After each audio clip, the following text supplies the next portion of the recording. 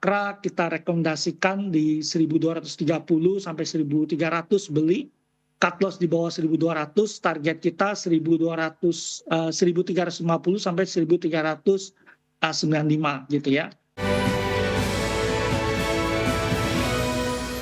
Ya baik pemirsa, terima kasih Anda masih bersama kami di Market Plus. Pemirsa, sebelum kita lanjutkan dialog kita pada pagi hari ini, kita akan lihat terlebih dahulu bagaimana posisi pembukaan perdagangan IHSG di 4 menit pertama pagi hari ini. Pemirsa, sejauh ini IHSG tampak melemah cukup signifikan 1,6% ke 8.100-an.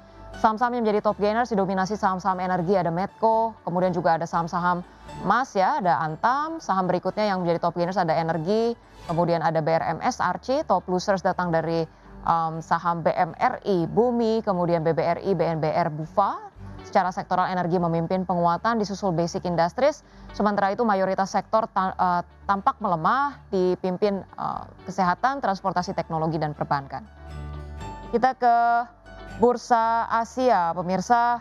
Untuk Bursa Asia, di sini ada Nikkei dengan pelemahan 1,08%, kemudian STI dengan pelemahan 1,8%, Hang Seng melemah 1,3% dan Kospi terpantau masih tutup pemirsa. Baik, pemirsa, kita akan kembali membahas dialog kita bersama dengan Bapak Hans Kui selaku co-founder dari Pasar Dana.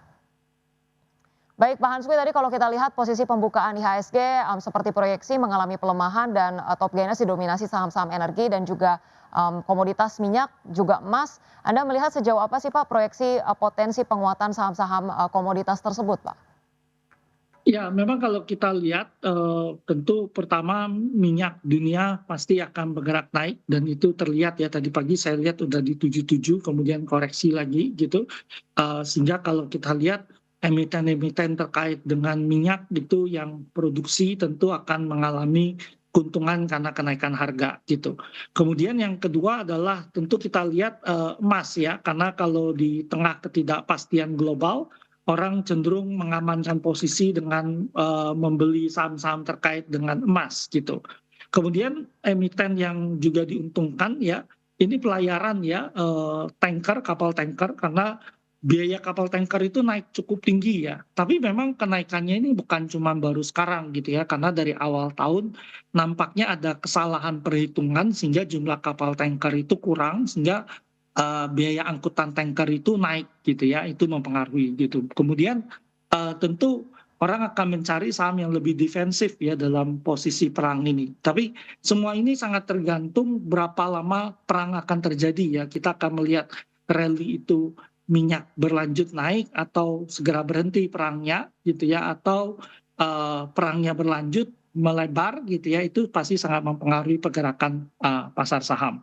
Baik, baik. Anda melihat tadi bagaimana kemudian saham-saham komoditas emas, migas, pelayaran ini merupakan sektor-sektor yang cukup menarik ya Pak ya di tengah situasi geopolitik saat ini. Dari berbagai saham-saham komoditas tersebut, Pak Hans Kui, ini diproyeksikan apakah kemudian penguatannya secara jangka menengah Pak? Ya, tadi saya pikir gitu ya, pertama kalau emas, emas ini kelihatannya memang akan menguat dalam jangka menengah dan panjang ya.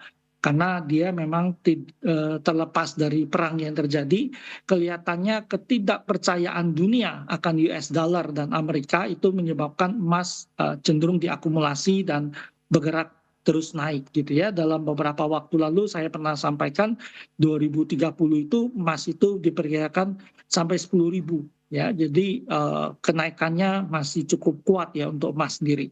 Nah, untuk minyak sebenarnya secara fundamental global ekonomi itu melambat gitu ya, demand-nya melambat sehingga minyak itu cenderung rendah. Nah, dampak dari perkiraan konflik ya, minyak itu bergerak pelan-pelan naik. Begitu perang pecah, minyaknya bergerak naik ke atas. Kalau perang berlangsung dalam periode yang panjang, mungkin minyak ini akan mencapai 100 sampai 120 ya, dan ini tentu bisa mendorong resesi yang terjadi di global. Tetapi di jangka yang menengah ya, ini diperkirakan mencapai 80-an ya kalau perang berlangsung dalam beberapa minggu ke depan gitu. Nah, yang logistik tadi udah saya sampaikan itu memang karena kekurangan pasokan itu memang biaya logistik kapal tanker itu tinggi biayanya gitu ya. Jadi mereka menikmati keuntungan. Nah, untuk membuat kapal tanker itu kan butuh waktu gitu ya, sehingga untuk menyeimbangkan antara demand dan supply-nya itu memang butuh waktu. Baik baik. Terima kasih untuk reviewnya Pak Hanskui. Kita bergeser sedikit ke saham-saham pilihan, mungkin kita akan bahas, secara singkat saja, Pak Hanskui. Untuk Akra dan juga Aman Mineral Pak, seberapa menarik untuk diperdagangkan di pekan ini Pak? Ya, ini kalau kita lihat sentimennya kelihatannya dari konflik perang ya. Akra kita rekomendasikan di 1230 sampai 1300 beli. Cut loss di bawah 1200, target kita 1200 1350 sampai 1395 gitu ya. Nah, emiten yang lain yang kedua adalah Aman ya. Kita rekomendasikan beli 7100 sampai 7650 gitu.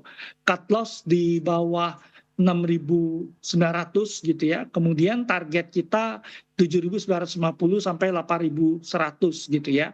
Kemudian emiten yang lain adalah energi juga kita rekomendasikan untuk beli ya. Ini memang terkait dengan konflik yang terjadi saat ini gitu ya. Kita akumulasi beli di 1.510 sampai 1.810.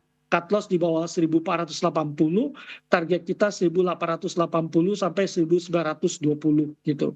Kemudian yang terakhir Medco juga kita rekomendasikan beli ya 1.650, 1.740, cut loss di bawah 1.530, target kita 1.830 sampai 2.000.